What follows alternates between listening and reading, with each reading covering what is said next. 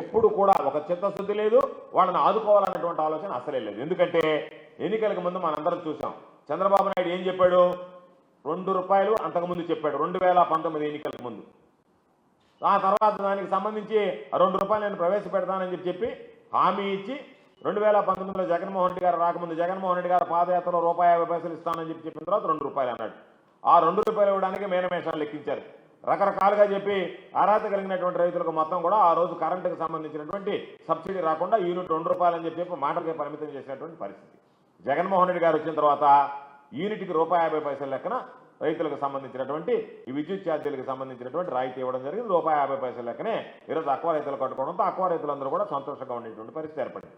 చంద్రబాబు నాయుడు 2024 ఎన్నికలకు ముందు మరొక ప్రకటన చేశాడు. చంద్రబాబు నాయుడుకి ఎప్పుడు ఎన్నికలకు ముందు ప్రకటన చేయడమే, ఆ ప్రకటనలో రైతాంగాన్ని మోసం చేయడమే, అందులో భాగంగా అక్వా రైతులను కూడా 2024 ముందు మోసం చేశాడు. ఏమన్నాడు, నేను zone aqua zone non aqua zone అనేటువంటి దాంతో సంబంధం లేకుండా ఎవరు రొయ్యలు సాగు చేసినా అక్వా సాగు చేసినా వాళ్ళకి ₹1.5 యూనిట్ కరెంట్ ఇస్తానని చెప్పాడు. రెండో మాట ఏం చెప్పాడు, విస్తీర్ణంతో సంబంధంలే, చిన్న సన్నకారు రైతుల అవసరంలే, ఎంత విస్తీర్ణంలో అక్వా రైతులు సాగు చేసినా వాళ్ళకి పూర్తి స్థాయిలో ₹50 యూనిట్కి వర్తించేటువంటి విధంగా చర్యలు తీసుకుంటాము అన్నాడు. ప్రభుత్వం ఏర్పడి దాదాపుగా 2 సంవత్సరాలైంది. యూనిట్కి సంబంధించి ₹50 అనేటువంటి మాట విస్తీర్ణంతో సంబంధం లేదన్నటువంటిది కానీ, లేదా జోన్తో సంబంధం లేకుండా ఇస్తానని చెప్పినటువంటి మాట కానీ నిలబెట్టుకోకుండా ఒక పక్క అక్వా రైతుల్ని ఎన్నికలకు ముందు ఇచ్చినటువంటి వాగ్దానాన్ని అమలు చేయకుండా ఈరోజు మోసం చేసేటువంటి పరిస్థితి ఏర్పడింది.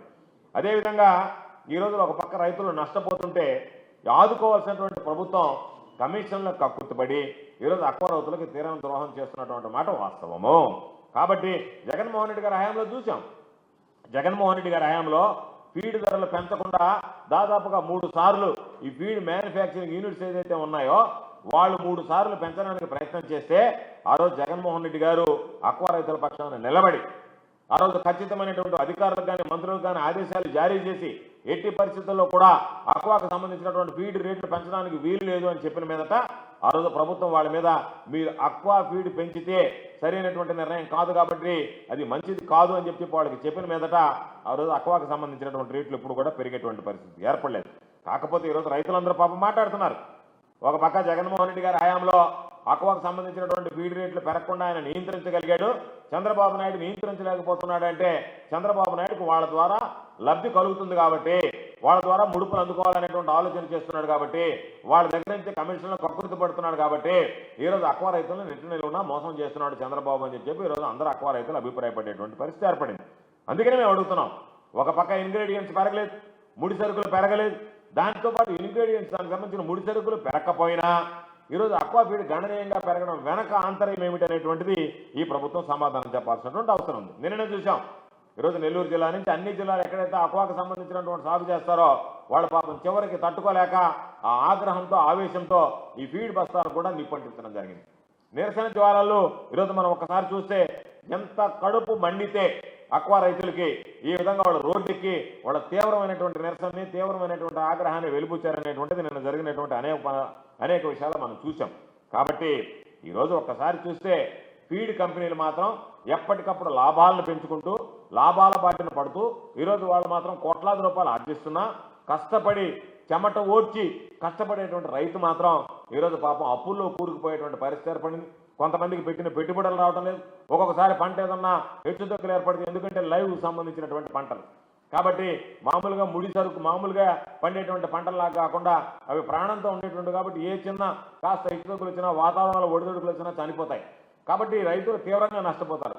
ఒక పక్క వాటన్నిటిని అధిగమిస్తూ భరిస్తూ ఒక పంట నష్టపోయినా రెండో పంటలో మరలా ఆదాయం వస్తుందని ఆశపడేటువంటి అక్వా రైతులకి ఈ ప్రభుత్వం అక్వా ఫీడ్ పెంచుతూ తీసుకున్నటువంటి నిర్ణయం వల్ల ఈరోజు తీవ్రమైనటువంటి ఇబ్బందులు పడేటువంటి పరిస్థితి ఏర్పడింది. అదేవిధంగా చెప్తున్నారు రైతులు కూడా, అయ్యా ఇంతకుముందు కౌంటుకి తేడా ఉంటే 100 కౌంటు లెక్కేసుకుంటే ఆ 100 కౌంటు నుంచి మామూలుగా నెక్స్ట్ వేరే కౌంటు దగ్గరికి వచ్చేటప్పటికి 20 నుంచి 25 రూపాయలు 30 రూపాయలు కూడా తేడా ఉండేటువంటి పరిస్థితి ఉండేది.